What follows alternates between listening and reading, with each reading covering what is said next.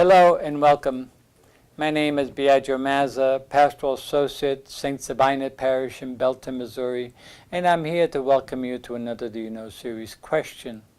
Today's Do You Know series question is, do you know the important points that Pope Francis makes in his apostolic exhortation, Rejoice and Be Glad? On April the 9th of 2018, the Vatican released a document which Pope Francis signed on March the 19th, 2018, on the Feast of St. Joseph, in which he called in Latin, Gaudete and exultate, Rejoice and Be Glad, with the subtitle, On the Call to Holiness in Today's World. Pope Francis, by giving his document that subtitle, actually made it a clear link with two of the most significant teachings of the Second Vatican Council.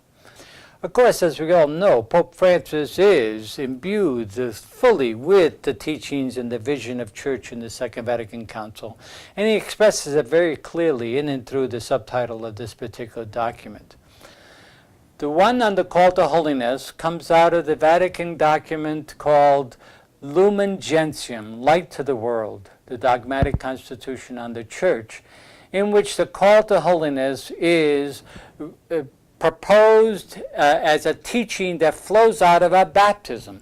All of us, by nature of our baptism, are called to be holy. It is not reserved for priests or religious, but for all the baptized. And so the call to holiness is an important aspect of the teaching of the Second Vatican Council. The second part of the subtitle, In Today's World, really connects with the pastoral constitution of the Church in the modern world, namely Gaudium et Spes, in which it says that the call to holiness is lived out and occurs in the everyday life experiences in the world, in today's world. And therefore, the experiences that are connected with the joys and hopes, the fears and anxiety of the entire human family. And so as a result of that, Pope Francis, by giving this document this particular subtitle, clearly links this document with the vision and the impact of the Second Vatican Council. And so it's important to look at, as we link this document to Vatican II, what are the key points that Pope Francis is trying to emphasize throughout this document? Well, first and foremost, what Pope Francis is saying is that holiness is really accomplished by being true to self and being true to how God created us, with all of our shortcomings and with all of our gifts. So to be fruitful to that and to be faithful to that, living our lives in Christ-like fashion, imitating ourselves basically on the modeling that Jesus gave us. And that Christ-like attitude should be in both short, the most insignificant things in life as well as the big things in life, okay? The second aspect that he emphasizes very much is that holiness occurs in our everyday life experiences.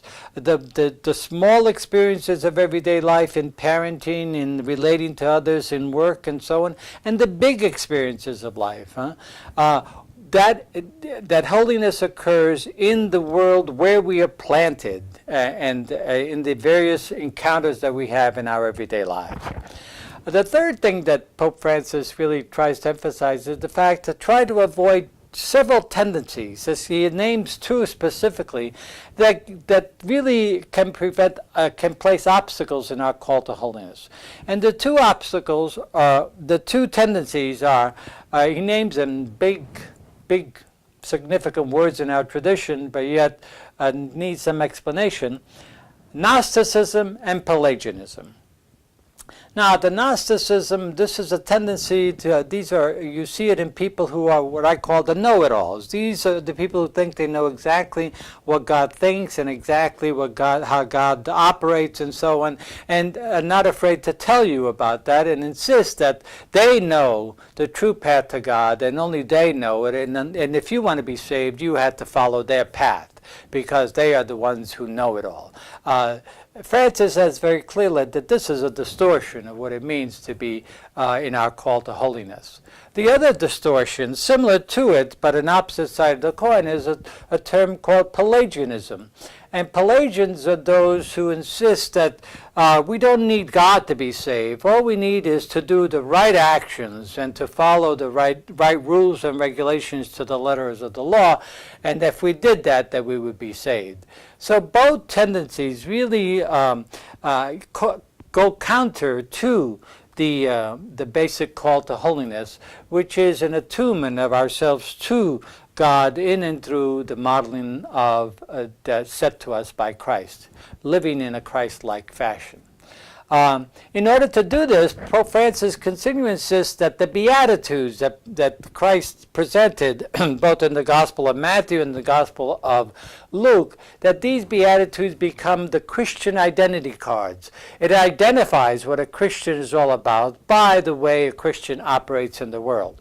So the tendency to be merciful, to be comforting, to be compassionate, to fight injustice, to endure suffering for the sake of living a Christ-like lifestyle that's countercultural and so on, all these become key identity cards of what it means to be a Christian and the path to a call to holiness.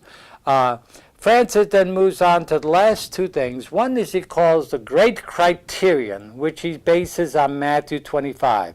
Again, this is to act in a Christ-like manner. And in Matthew 25, the notion that Francis focuses on is, whatsoever you do to the least of my brothers and sisters, you do to me.